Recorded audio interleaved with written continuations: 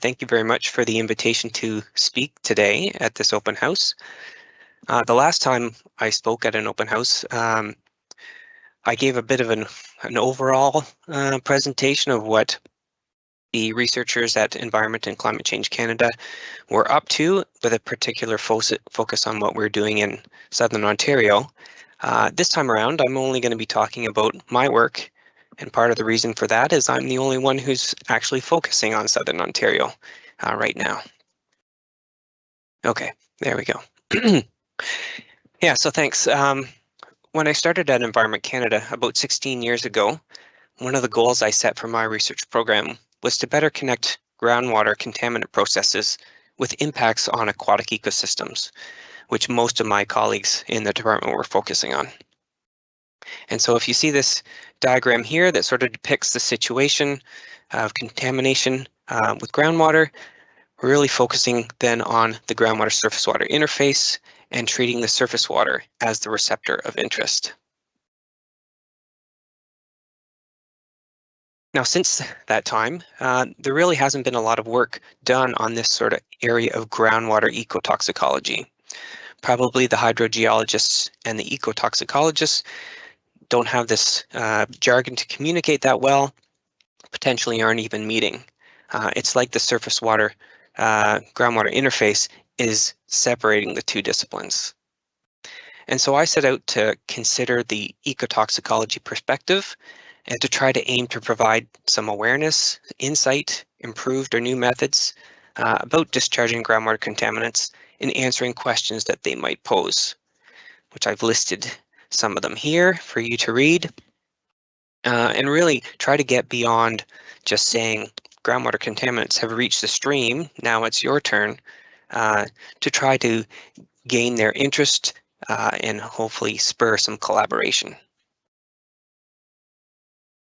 So over the past several years, I and my colleagues, who I've listed here, including students, and they're all color-coded to the universities or my department, have been working on various projects that have touched upon 4 ecotoxicology measures, as I'm calling them. Contaminant exposure in specific ecological zones, in situ toxicity tests with caged benthic organisms, benthic community assessments, and timeframes of aquatic guideline exceedances. Now for this talk, I'm just going to focus on the first 2, give some examples, but if you're interested in the other ones, certainly you can contact me and I'd be happy to chat. So starting with the first one, we're considering exposure in ecological zones within the surface water ecosystem. So we're ignoring the groundwater ecosystem for this. And again, this diagram kind of depicts the situation that we're interested in, where we've got contaminated groundwater that's flowing to and then discharging to a surface water body. And you can see the range of organisms that might be exposed. First, those that are burrowed or buried in the endobenthic, or in the sediments, which is the endobenthic zone. Those that are living at the interface on the sediment bed, the epibenthic zone, and then those in the overlying water, the pelagic zone. And for all of these, we're mostly concerned about the contaminant concentrations. Now from there, we can also get contaminants moving off-site, and for this, we're interested in the concentration as well, but also the mass discharge. But for this part, I'm not going to discuss today. So the example site I'm going to start off here with is a historic landfill in Ontario that operated from 1970 to 1986. You can see it in the picture here. It's a big mounded landfill, so the highest elevation by far on the site. And so it's not a surprise that the groundwater flow is coming out radially from it through the superficial sand aquifer. Now the surface water of interest is this artificial pond here, which we know has been impacted by the landfill plume. The pond has an outlet at the south that then drains into this creek. And so our studies and sampling have revealed a variety of legacy pollutants, ones you might expect at a landfill site, and also some emerging pollutants, things like PFAS. So we'll start off with the endobenthic zone, those living in the sediments. And for the picture here, just note that I flipped it on its side, so north is to the right. And so to look at exposure for these, we collected samples of the shallow groundwater at 15 to 30 centimeters depth with a mini profiler, and then analyzed for this range of contaminants. But I'm going to show 4 landfill indicators here: the artificial sweetener saccharin, ammonium, chloride, and specific conductants. And then we followed that up with electromagnetic geophysics survey last year to reveal the plume footprint into the pond by targeting the elevated specific conductants. And so these graphs here just show the concentrations or conductivity of those indicators. And they're from shallow groundwater that we sampled along this transect across the pond here. The landfill's on this side, and that corresponds with 0 distance across the pond. And it was these were sampled in 3 different time periods, 2 in the summer and 1 in the winter. And you can see that all of them show high concentrations at the edge of the pond, moving out to about 25 meters. There's a little bit of variation in the concentrations within that footprint, and also at places a bit of difference in time. Now, many of the compounds that we analyzed were at concentrations over their water quality guidelines, indicating a fair amount of risk to organisms in the endobenthic zone within this footprint. But we wanted to explore the size of the footprint a little bit further, and so here I'm showing the results of the EM geophysical survey. It was just done on this half of the pond all the way across, where we've got the bulk conductivity given in colors, with red being high and blue being low. And you can see that we've captured the plume that's coming in from the landfill side, and then extending out into the pond 25 or potentially a little bit more meters, as we expected based on the transect. And if we calculate based on sort of the warm colors, red and yellow, the plume footprint covers about 10% of the pond area, whereas if we extend that out to cover some areas like in the green and along here, that could be as much as 26%. So not a huge amount of the pond area, but still a sizable amount that are going to be exposed to these contaminants. Now, moving on to the epibenthic zone, so that sediment interface. And this is an area that really hasn't been looked at before in this sort of context. That's probably because it's very challenging to get samples right at the interface. And so what we did instead was to use these loggers, EC loggers, to measure electrical conductivity and temperature to get our specific conductivity indicator, and measured these continually at 1 centimeter above the sediment surface. And we put 3 loggers in, one east in the plume, the middle is at the plume edge, and the west is cleaner in the background. And so this chart graph illustrates the results for the specific conductants for those 3 sensors from the summer, through the winter.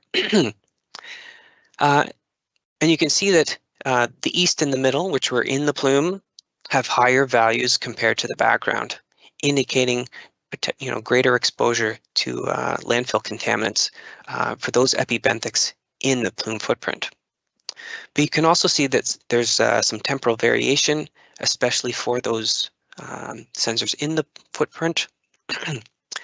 So we saw a diurnal pattern with higher values at night. You can see these high peaks that we're getting occasionally. They occurred with rain events. And then we also get this increase into the winter to some very high values here that are pretty much equal to what we were measuring in the groundwater of the discharging plume.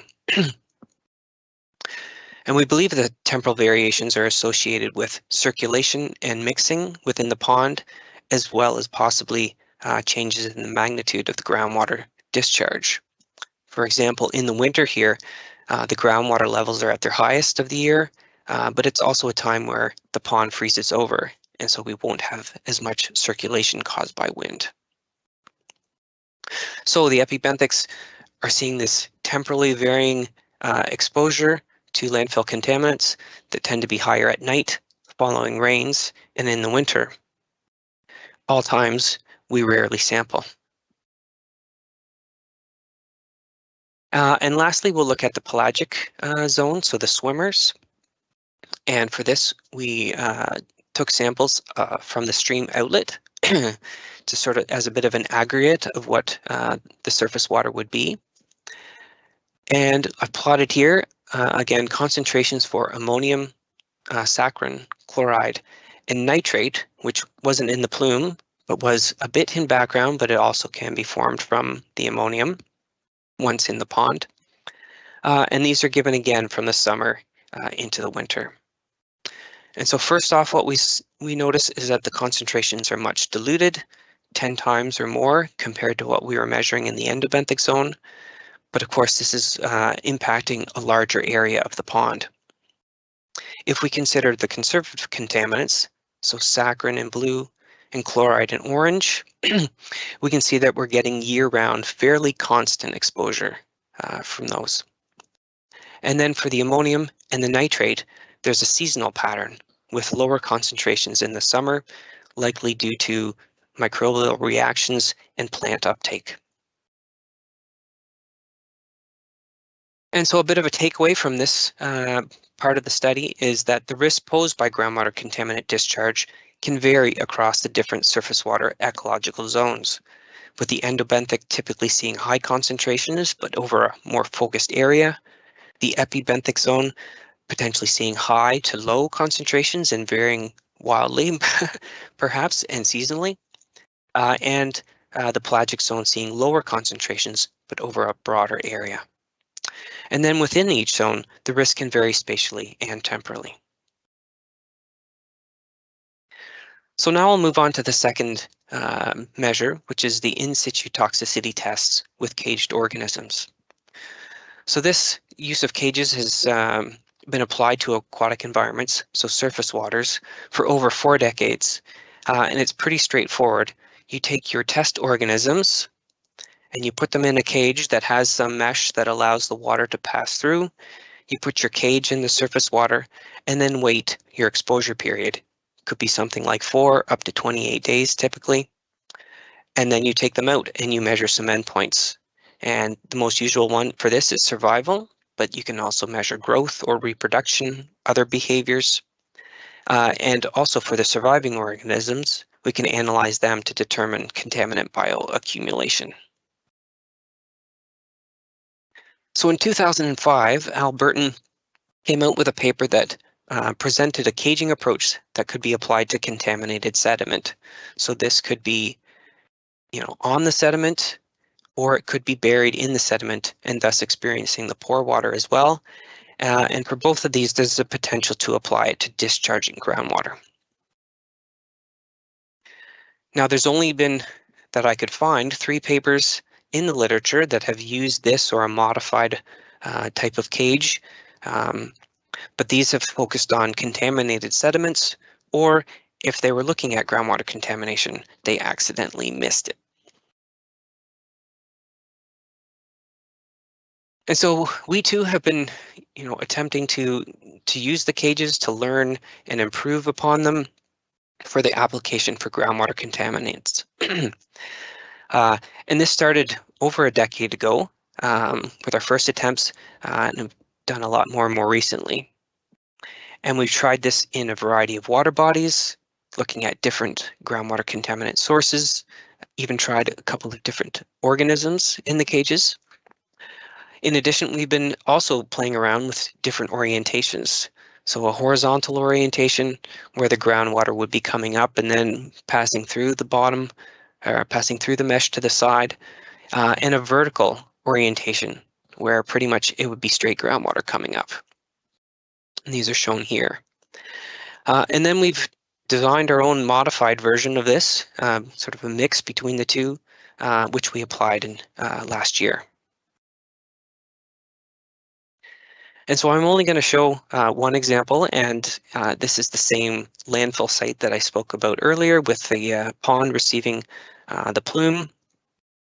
And for this, we ran a 4-week test with 2 different orientations, horizontal and vertical. We applied these to 15 different locations across the pond. So some would be in the plume footprint and some out. Excuse me.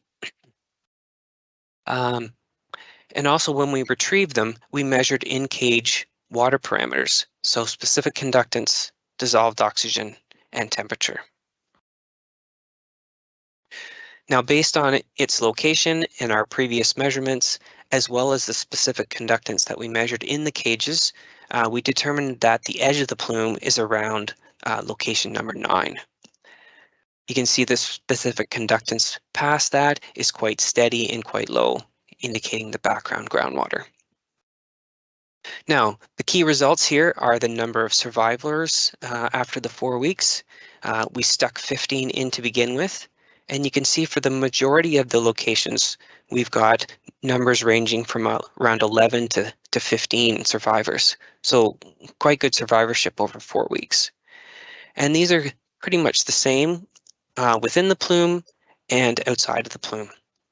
So as if there's no toxic effect there.